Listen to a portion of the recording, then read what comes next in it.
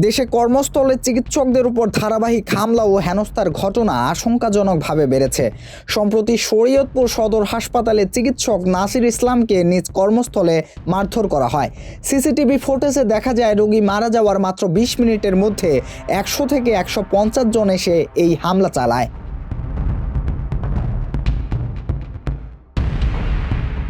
এর আগে ঢাকা, পঞ্চগড় এবং বরিশালেও চিকিৎসকদের উপর নৃশংস হামলার ঘটনা ঘটে। জাতীয় ক্যান্সার গবেষণা ইনস্টিটিউটের উপপরিচালক ডাক্তার আহমদ হোসেনকে কুপিয়ে জখম করা হয়। পঞ্চগড়েও এক চিকিৎসককে 2 দফায় মারধর করা হয়। এছাড়া উপজেলা হাসপাতালগুলোতে চিকিৎসকদের হেনস্থার অনেক ঘটনা গণমাধ্যমেই আসে না।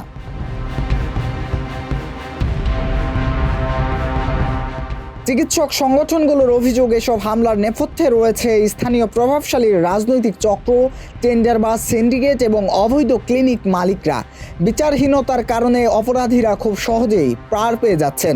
হুমকির মুখে পড়েছে খোদ স্বাস্থ্য অধিদপ্তরের অতিরিক্ত মহাপরিচালক ডাক্তার জাহিদ রায়হানও। অবৈধ ক্লিনিক বন্ধ এবং টেন্ডারবাজির বিরুদ্ধে শক্ত অবস্থান নেওয়ায় তাকে হত্যার হুমকি দেওয়া হয়েছে।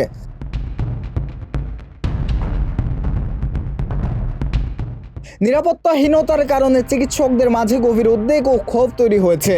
চিকিৎসকরা এখন সামান্য সমস্যাতেই রোগীদের অন্যত্র রেফার করছেন। কোনো ঝুঁকি না নেওয়ায় সাধারণ রোগীরা চরম ভোগান্তিতে পড়ছেন। অনেক ক্ষেত্রে রোগীর মৃত্যু ঝুঁকি বাড়ছে। এমনকি নিরাপত্তার অভাবে অনেক দক্ষ চিকিৎসক দেশ ছেড়ে চলে যাচ্ছেন।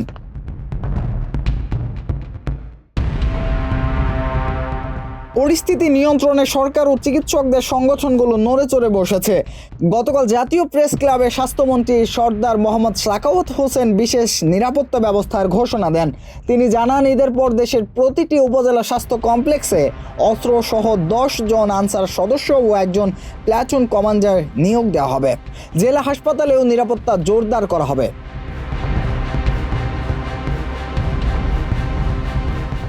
পাশাপাশি ঢাকা মেডিকেল ও সোহরাওয়ার্দী হাসপাতালে জরুরি নিরাপত্তার জন্য সেন্ট্রাল অ্যালার্ম সিস্টেম বা পাগলা ঘণ্টা চালু করা হচ্ছে।